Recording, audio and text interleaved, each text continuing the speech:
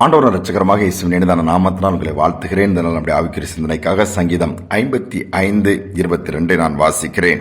கர்த்தர் மேல் உன் பாரத்தை வைத்துவிடு, அவர் உன்னை ஆதரிப்பார், நீதிமானை ஒருபோதும் தள்ளாட விட மாட்டார். தாவீது தன்னுடைய அனுபவங்கள், பாடுகள், நெருக்கங்களை இந்த சங்கீதத்தில் அப்படியே விவரிக்கிறார். இடுக்கண்கள், நெருக்கங்கள், விரோதம் எழும்பின சத்துருவின் காரியங்கள், மரண திகில் என்னை பிடித்தது, எல்லா பக்கமும் போராட்டம் சொல்லி வரிசைப்படுத்திக் கொண்டு வருகிறார். அதோடு மட்டுமல்ல, ஒரு புறாவை போல எனக்கு சிறகு இருந்தால் நான் பறந்து போய் எங்கேயாவது உட்கார்ந்து இளைப்பாருவேனேன்னு சொல்லி அங்கலாய்ப்போடு வேதனையோடு எத்தனை நாட்கள் இந்த போராட்டம், இதற்கு ஒரு விடுவில்லையான்னு சொல்லி ஒரு விண்ணப்பத்தை வைக்கிறார். ஆண்டவரே, என் ஜெபத்தை கேளும், என் விண்ணப்பத்தை தள்ளிவிடாதுன்னு சொல்லி பல காரியங்கள், பல சத்துருக்கள் எப்படியெல்லாம் எல்லாவற்றையும் சொல்லிவிட்டு நம்பிக்கையோடு சொல்லுகிறார். இவைகள் எல்லாம் இருந்தும் எவ்வளவு போராட்டங்கள் இருந்தாலும் நானே உண்மையே நம்பியிருக்கிறேனப்பா, என் விண்ணப்பத்திற்கு இடத்திலிருந்து பதில் வரும் என்கிற ஒரு நம்பிக்கையோடு சொல்வதை சொல்லிவிட்டு இந்த வார்த்தை சொல்லுகிறார். கர்த்தர் மேல் பாரத்தை வைத்துவிடு, அவர் உன்னை ஆதரிப்பார் என்று சொல்லுகிறார். பாரத்தை ஆண்டவர் மேல் வைக்க கற்றுக்கொள்ள வேண்டும். அநேக நேரத்தில் அநேக விதத்திலே நாம் இன்னைக்கு பாரங்களின் பாதையில் தான் கடந்து போகிறோம். இன்னைக்கு உலக பிரகாரமான கவலைகள் அநேக உள்ளங்களை ஒவ்வொரு நாளும் உடைக்கிறது. நாளை தினத்தை குறித்த கவலை, எதிர்காலத்தை குறித்த ஒரு கவலை, என்ன செய்வது, ஒரு பயம், பலவீனம், வியாதிகள், அது வரும்பொழுது இது என்ன ஆகுமோ தெரியவில்லையே, குடும்பத்திலே பிள்ளைகளை குறித்த ஒரு பயம், எல்லா பக்கத்திலும் அவைகள் எல்லாம் பாரமாக அழுத்தி கொண்டு என்ன நடக்குமோ ஒவ்வொரு நாளும் பயந்து பயந்து நாங்கள் வாழ்கிறோம். பாரத்தை சுமக்க எங்களால் முடியல, ஒரு பிரச்சனை தீர்ந்துருச்சுட்டு கொஞ்சம் ஃப்ரீ ஆயிட்டோன்னு சொன்னா இன்னொரு பிரச்சனை பெரிதாக வந்து மேலே உட்கார்ந்து விடுகிறது, அழுத்துகிறது என்று சொல்லி இன்னைக்கு அங்கலாய்க்கிற கூட்டம் தான் அதிகம். ஆண்டுடைய பிள்ளைகள் ஆண்டுடைய சமூகத்துல போய் கர்த்தர் மேல் பாரத்தை வைத்து அதிலிருந்து விடுதலை ஆகி ஆண்டவர் பார்த்துக் கொள்வார் என்கிற நம்பிக்கைக்குள்ள வர வேண்டும் என்று ஆண்டவர் விரும்புகிறார். அதனால என்ன பண்ணுகிறோம், ஆலயத்திற்கு போகிறோம், ஆராதனைக்கு போகிறோம், அப்ப நன்றாக இருக்கிறது. பின்பு நாம் என்ன பண்ணுகிறோம், பாரத்தோடு தான் வீட்டிற்கு வருகிறோம். அது வீட்டிற்கு வந்தவர் அந்த பாரத்தை சுமக்க ஆரம்பித்து விடுகிறோம். ஒரு வேடிக்கையான அது கதையோ சம்பவமோ, இந்த கதை தெரியாதவர்கள் யாரும் இருந்திருக்க மாட்டார்கள். ஒரு மனிதன் தன்னுடைய மாட்டு வண்டியில போய்கொண்டே இருக்கிறார். காட்டு வழியான ஊருக்கு புறம்பான ஒரு பாதை போயிட்டு இருக்கும் பொழுது ஒரு வயதான ஒரு அம்மா தலையில ஒரு புல்கட்டோட பாரத்தோட அந்த பாரத்தை சுமந்துட்டு அப்படியே நடந்து வரும்போது இவருக்கு கொஞ்சம் இறக்க குணம் வந்தது.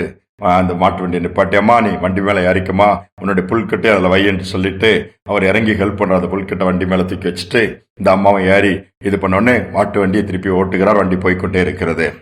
அவர் அந்த கிராமத்தை தாண்டி போதில் அங்கு நான் உன்னை இறக்கி விட்டுகிறேன்னு சொல்லி போகும்போது கொஞ்சம் தூரம் போன உடனே இந்த மாட்டு வண்டி ஓட்டுகிறவர் திரும்பி பார்க்கிறார். அந்த அம்மா மாட்டு வண்டி மேல உட்கார்ந்து இருக்கிறாரு.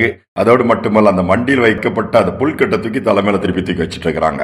தலைமையில தூக்கி திருப்பி சுமந்து கொண்டு இருக்கிறாங்க. அந்த மாட்டு வண்டிக்காரர் கேட்டாராமா, அந்த புல்கட்டை அந்த வண்டி மேல வைமா, அதை திருப்பி நீ சுமந்து கஷ்டப்படுகிறா என்று தானே நான் உன்னை வண்டியில ஏத்திட்டு அந்த புல்கட்டை ஏத்திட்டு உன்னை கொண்டு இறக்கி விடலான்னு போனா திரும்ப நீ உன் மேல வைத்திருக்கிறேன் போது என்னத்தானே அந்த வண்டி சுமக்கணும், அந்த புல்கட்டை எப்படியா சுமக்கிறதுன்னு சொல்லி கேட்டாங்களாம். அந்த மாதிரி தான் வேடிக்கையாக ஒருவேளை இருந்தாலும் நம்முடைய வாழ்க்கையின் அனுபவங்கள் இப்படிதான் இருக்கிறது.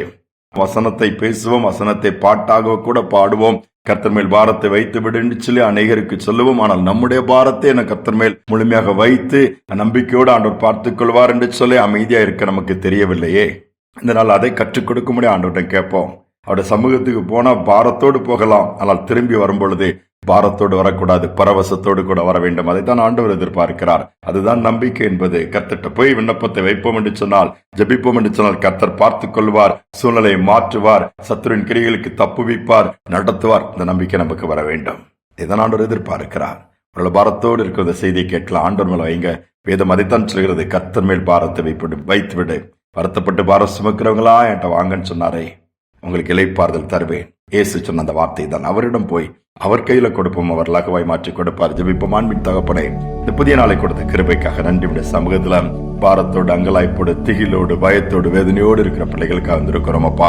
எத்தனை நாட்கள் இந்த போராட்டம், எத்தனை நாட்கள் இந்த பாடுகள், எத்தனை நாட்கள் இந்த வேதனை, எத்தனை நாட்கள் இந்த நிந்தனை, அவமானம் என்று அங்கலாய்க்கிற பிள்ளைகளை ஒரு விசை கண்ணோக்கி பார்த்து தாங்கள் பாரத்தை சுமக்க முடியவில்லைன்னு சொல்லி மன அழுத்தத்தோடு, வேதனையோடு, தூக்கத்தை தொலைத்து நிம்மதி இல்லாமல் இருக்கிற பிள்ளைகளின் இந்த நாளிலே கண்ணோக்கி பார்த்து அந்த பாரங்களை லகுவாய் மாற்றுங்க. உண்மையில் பாரத்தை வைத்து விட்டு உண்மை நம்பி தொடர்ந்து உடனே உதவி செய்யுங்கப்பா. நீர் ஒருபோதும் கைவிட மாட்டீர், தள்ளாட விட மாட்டீரப்பா. நீர் ஆதரிக்கிற தேவன். அந்த பாக்கியத்தை கேட்டுக்கொண்டிருக்கிற ஒவ்வொருவருக்கும் உண்டாகட்டும் தாழ்த்தி ஒப்புக் கொடுக்கிறேன். இந்த நாள் முழுவதும் நீங்க நடத்துவீராக, நீங்க பாதுகாத்துக் கொள்ளும்படியாகவும் வழி செய்வீராக. துதிக நம்மை ஏற்றுக்கொள்ளும் இயேசுவின் நாமத்தில் பிதாவே, ஆமேன், ஆமேன். கர்த்தர் மேல் பாரத்தை வைத்து விடுவோம், அவர் நம்மை ஆதரிப்பார், ஒருபோதும் அவர் தள்ளாட விட மாட்டார். இந்த சிந்தனையோடு இந்த நாளை தொடருவோம். மீண்டுமாய் நாளை தினம் சந்திப்போம்.